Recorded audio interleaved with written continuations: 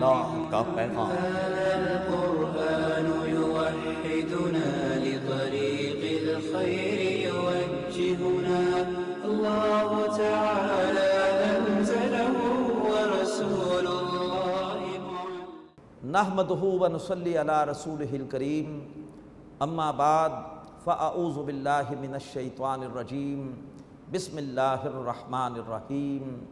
کیف یہدی اللہ قوما کفروا بعد ایمانہم وشہدوا ان الرسول حق وجاءہم البینات واللہ لا یہدی القوم الظالمین۔ صدق اللہ العظیم۔ رب اشرح لی صدری ویسر لی امری واحلل عقدۃ من لسانی یفقہوا قولی، آمین یا رب العالمین۔ محترم حضرات اور معزز خواتین، سورہ آل عمران کے اس 9ویں رکوع میں اللہ تبارک و تعالی عیسائیوں کو جھنجھوڑ رہا ہے۔ فرمایا کہ کیف یہدی اللہ قوما کفروا بعد ایمانہم، اللہ کیسے ہدایت دے اس قوم کو جو اپنے ایمان کے بعد کفر کر چکی۔ تمام نبیوں کو یہ مانتے تھے جو اللہ کے رسول سے پہلے آئے تھے صلی اللہ علیہ وسلم، لہذا مومن تھے۔ اب ان کو چاہیے تھا کہ آخری نبی کو مان لیتے، ابھی بھی مومن برقرار رہتے، لیکن انہوں نے اللہ کے رسول کا انکار کر کے اپنے آپ کو کتنی بڑی محرومی سے دوچار کیا۔ وَشَهِدُوا أَنَّ الرَّسُولَ حق، اور یہ گواہی دیتے ہیں، یہ جانتے ہیں کہ یہ رسول حضرت محمد رسول برحق ہیں۔ وَجَاءَهُمُ الْبَيِّنَاتُ، اور یہ رسول ان کے پاس واضح نشانیاں لے کر آئے ہیں۔ وَاللَّهُ لَا يَهْدِي الْقَوْمَ الظَّالِمِينَ، اللہ تعالیٰ ایسے بے انصافوں کو ہدایت نہیں دیتا۔ اولئک جزاؤہم ان علیہم لعنت اللہ والملائکۃ والناس اجمعین، ایسے لوگوں کا بدلہ یہ ہے کہ ان پر اللہ کی لعنت ہے اور فرشتوں کی اور تمام کے تمام انسانوں کی، خالدین فیہا، اس لعنت میں وہ ہمیشہ ہمیشہ رہیں گے۔ لا یخفف عنہم العذاب، اور ایسے لوگوں پر سے عذاب میں کوئی کمی نہیں کی جائے گی۔ ولا ہم ینظرون، اور نہ ہی انہیں کو مہلت دی جائے گی۔ الا الذین تابوا، ہاں سوائے ان کے جو توبہ کر لیں، من بعد ذالک، اس کے بعد، واصلحوا، اور اپنے رویے کی اصلاح کر لیں۔ فإن اللہ غفور الرحیم، تو بے شک اللہ بہت بخشنے والا اور بہت رحم کرنے والا ہے۔ اللہ تعالیٰ اہل کتاب کو، عیسائیوں کو اپنی روش پر نادم ہونے کی اور توبہ کرنے کی اور اسلام قبول کرنے کی توفیق عطا فرمائے۔ ان الذین کفروا بعد ایمانہم، بے شک وہ لوگ کہ جنہوں نے کفر کیا اپنے ایمان کے بعد، ثم ازدادوا کفرا، اور پھر ضد کی وجہ سے کفر میں بڑھتے چلے گئے، لن تقبل توبتہم، ان کی توبہ ہرگز قبول نہیں کی جائے گی۔ واولئک ھم الضالون، اور وہی لوگ گمراہ ہیں۔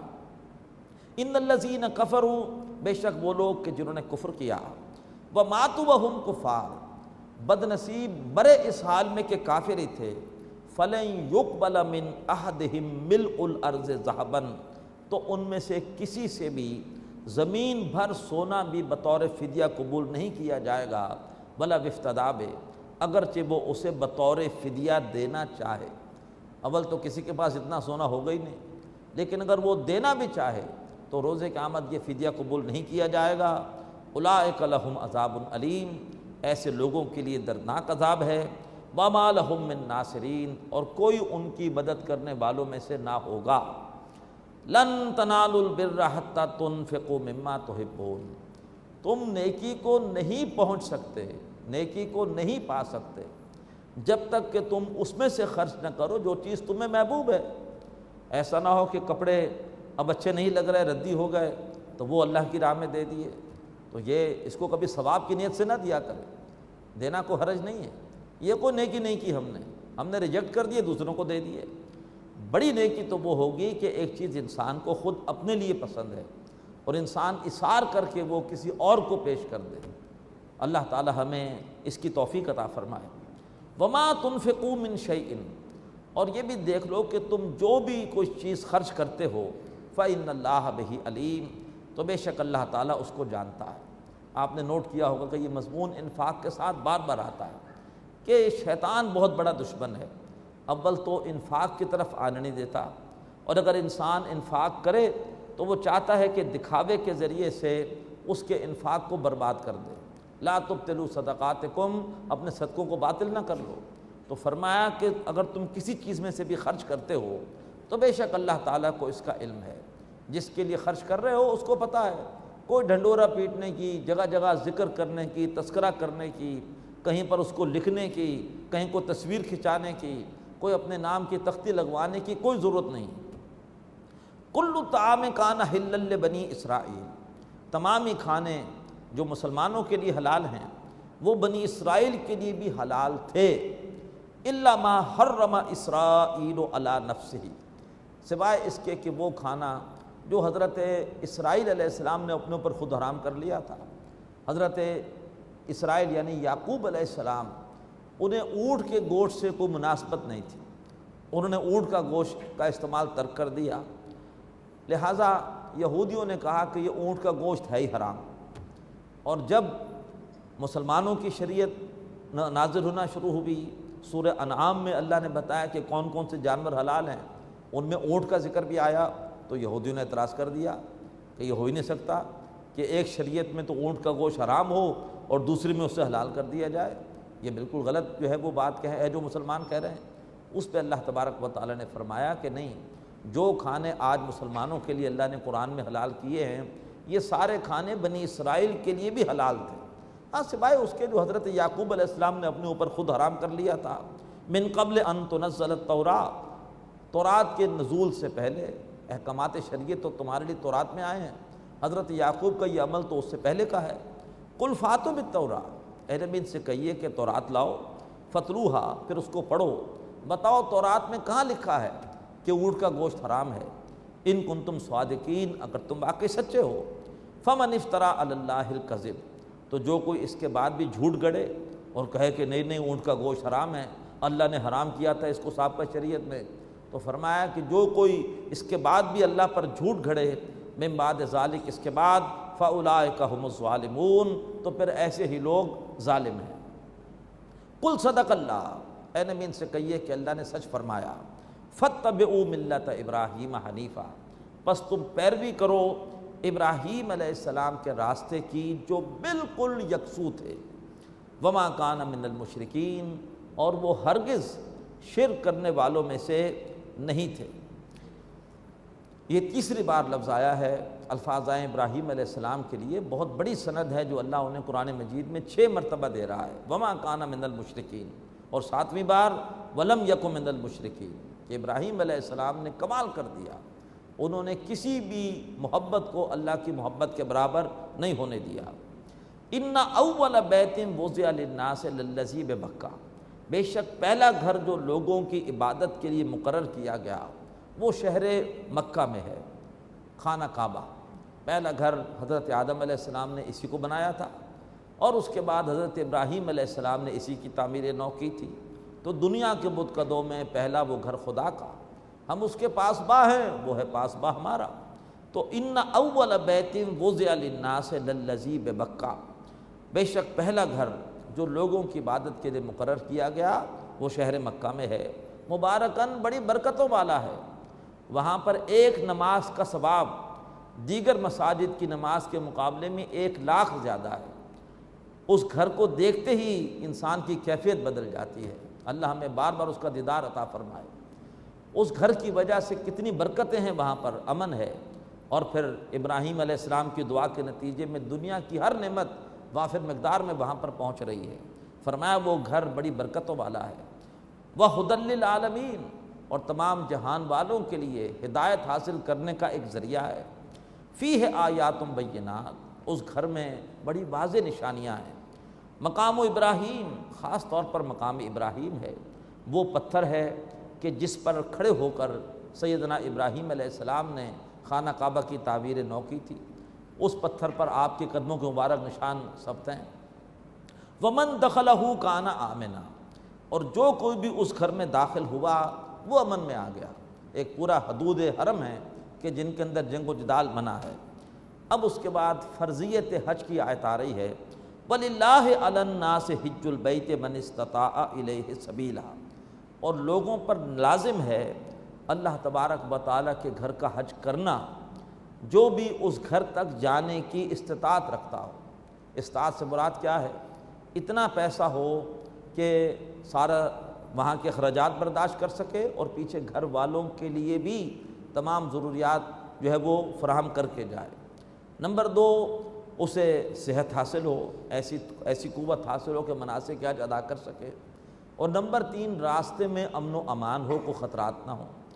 فقہ حنفی کے مطابق چوتھی شرط عورت کے لیے ہے کہ اس کے ساتھ کوئی محرم جائے۔ اگر محرم ساتھ نہیں ہے تو پھر خاتون پر حج فرض نہیں ہے۔ تو فرمایا لوگوں کے لیے، لوگوں پر لازم ہے اللہ کے لیے کہ وہ اس کے گھر کا حج کریں جو بھی اللہ تبارک و تعالیٰ کے اس گھر تک جانے کی استطاعت رکھتا ہے۔ ومن کفرا، اور جس نے کفر کیا، یہاں کفر سے مراد کیا ہے؟ عملی کفر، کہ جو جان بوجھ کر باوجود استطاعت کے حج نہیں کرتا، اس نے اس حکم کا کفر کیا۔ تو قرآن مجید ایسے کافروں کا ذکر بھی کرتا ہے جو قانونی اعتبار سے، فتوے کے اعتبار سے مسلمان ہوتے ہیں، عملی اعتبار سے کفر کر چکے ہوتے ہیں۔ فرمایا ومن کفرا، جس نے کفر کیا۔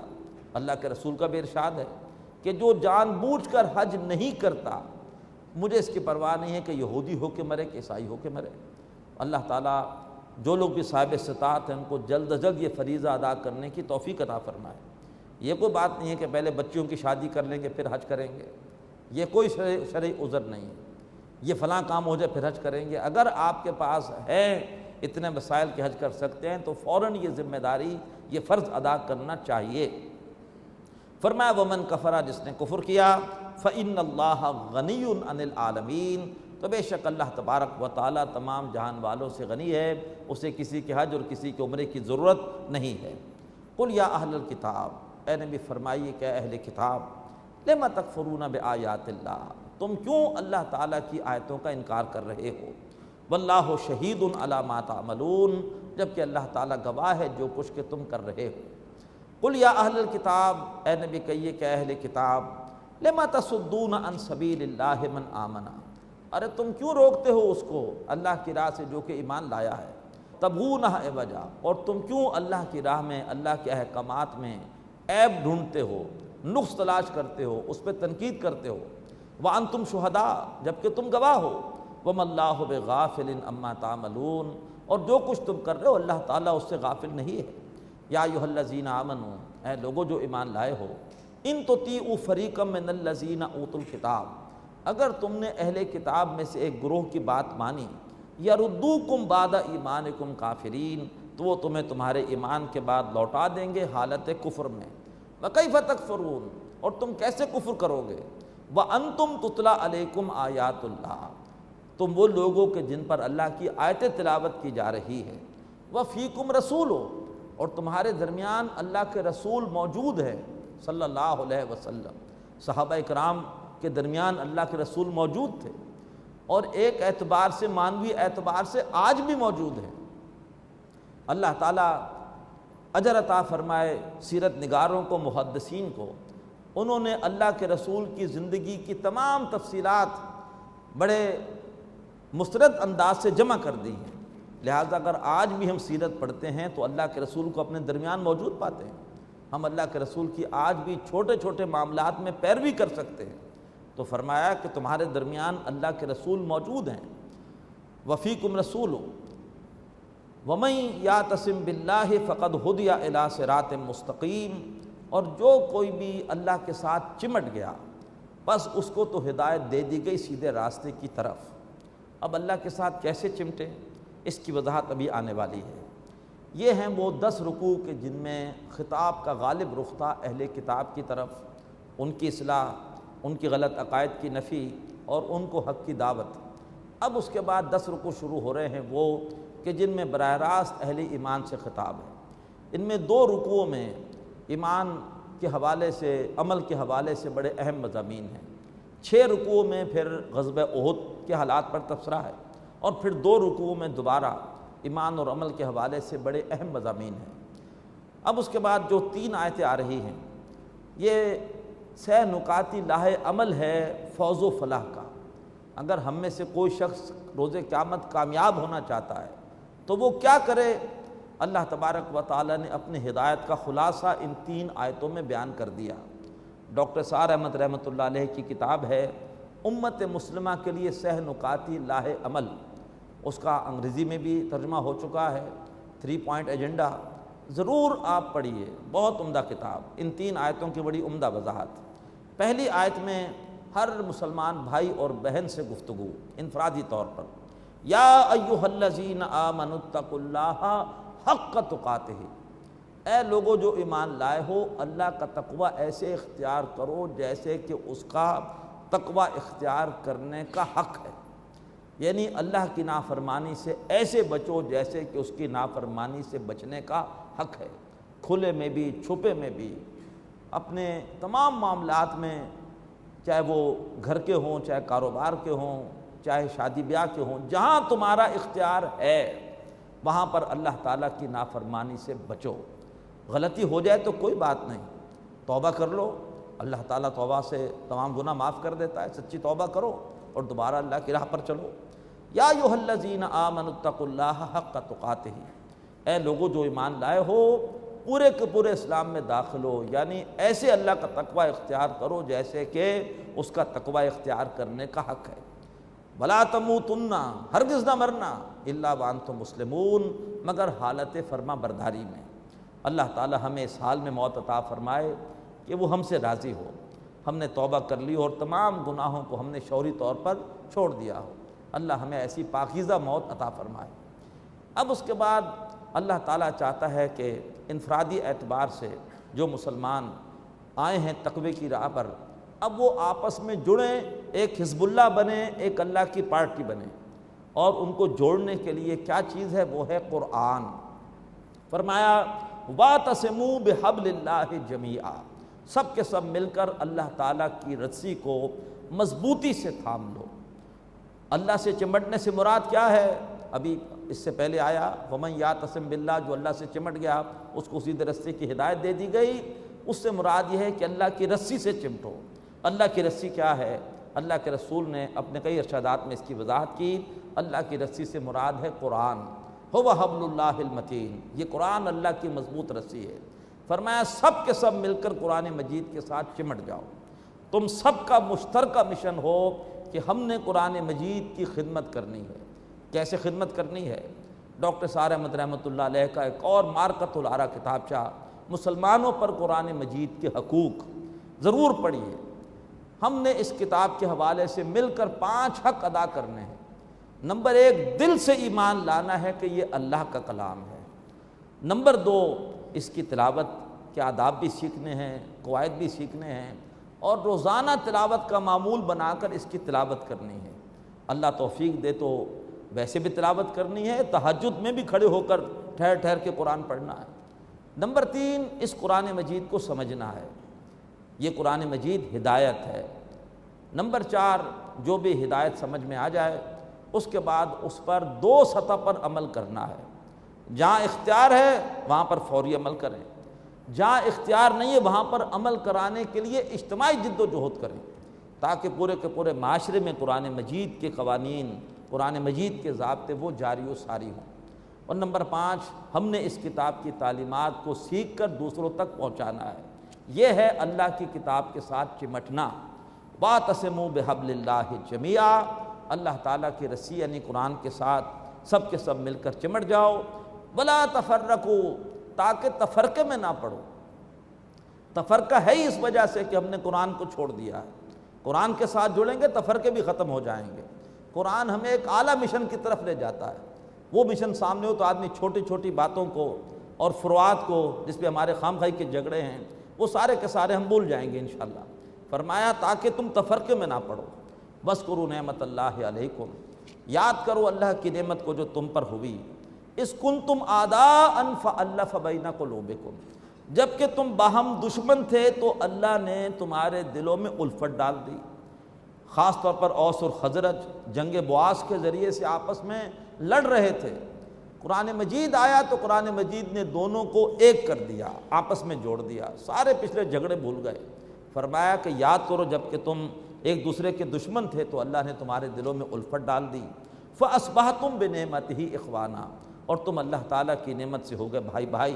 وَكُنْتُمْ عَلَىٰ شَفَا حُفْرَةٍ مِّنَ النَّارِ، اور تم آگ یعنی تباہی کے آخری کنارے پر پہنچ چکے تھے۔ فَأَنْقَذَكُم مِّنْهَا، تو اللہ تعالیٰ نے تمہیں اس سے بچا لیا۔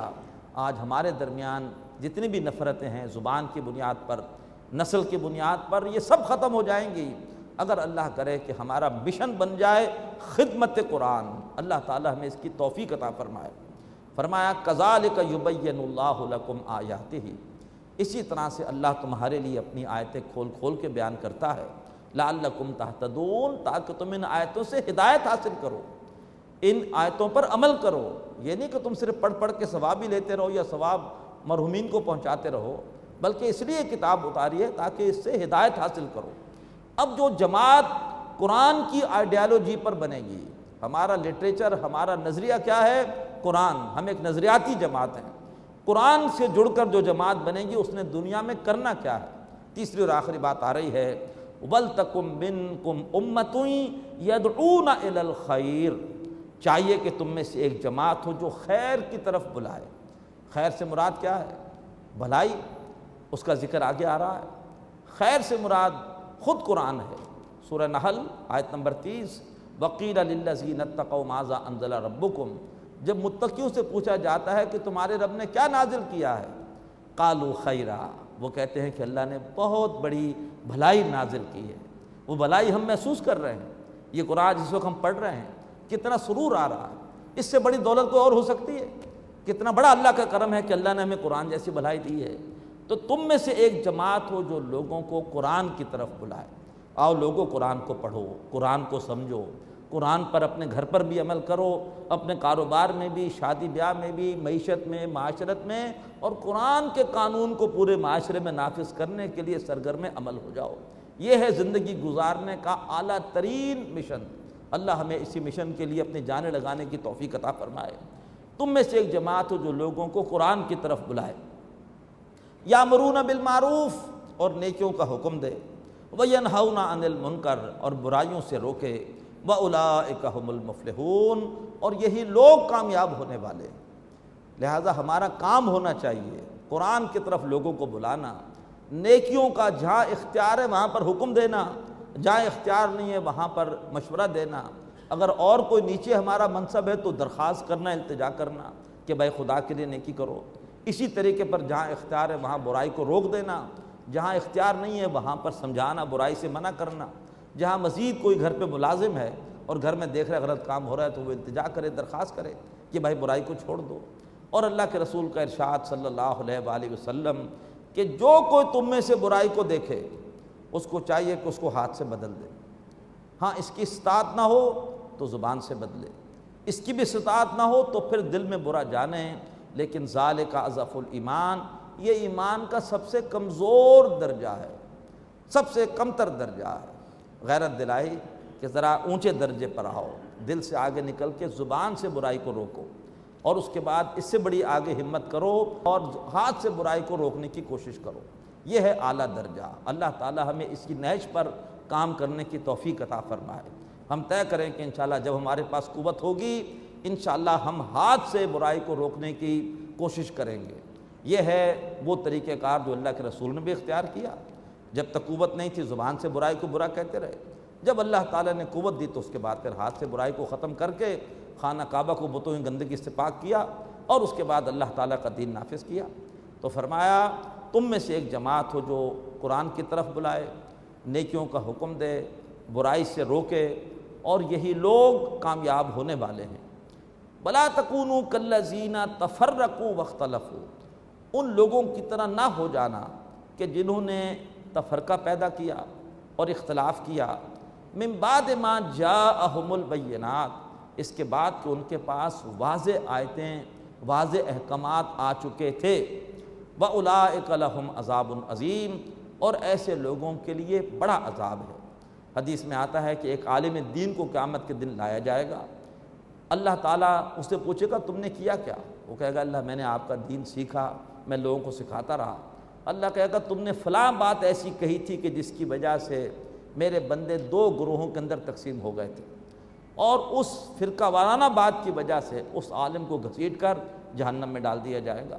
اللہ تعالی ہمیں تفرقہ پیدا کرنے سے محفوظ فرمائے، اور اللہ تبارک و تعالی ہمیں امت کو جوڑنے کے لیے محنت کرنے کی توفیق عطا فرمائے۔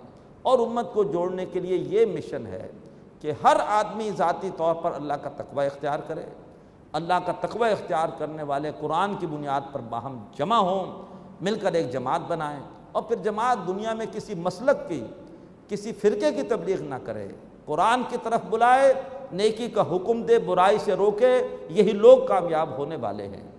اقول قولی ھذا واستغفر اللہ لی ولکم ولسائر المسلمین والمسلمات۔